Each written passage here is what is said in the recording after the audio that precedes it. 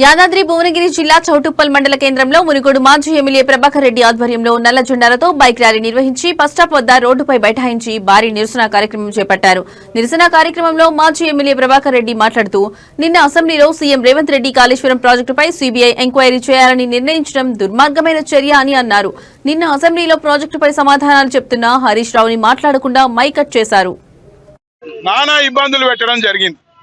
అభిమన్యులాగా మంత్రులను నీళ్లు దాపించే విధంగా సమాధానాలు చెప్పి ఇలా కాళేశ్వరం మీద ఏ అవినీతి జరగలేదు, కాళేశ్వరము పద్ధతి ప్రకారంగా నిర్మాణం చేసినాము, కమిటీలు చెప్పిన దాని ప్రకారంగా నిర్మాణం చేసాం, సిడబ్ల్యూసి అనుమతులు తీసుకున్నాం, అదే విధంగా హైడ్రా అనుమతులు తీసుకున్నాం, హైడ్రాలజీ అనుమతులు ప్రతి ఒక్కటి కూడా అనుమతులు తీసుకున్నామని పేపర్లు ముందల పెట్టి ఆ లెటర్లు ముందల పెట్టి చూపిస్తా ఉంటే ఎదుటి మంత్రులు కాంగ్రెస్ పార్టీ నీళ్లు తాకింది.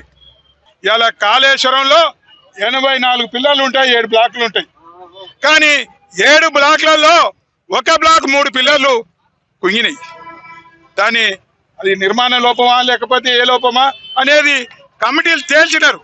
ఎల్ఎన్టీ సంస్థనే మేమే మా ఖర్చులతోటి నిర్మాణం చేసిస్తామంటే కావాలని ఓ కుట్రతోటి కేసీఆర్ను బదనాం చేయాలని, ప్రభుత్వ బీఆర్ఎస్ పార్టీని బదనాం చేయాలని రాజకీయ కుట్రతోటి వాళ్ళు ఒక కపట నాటకం ఆడినారు.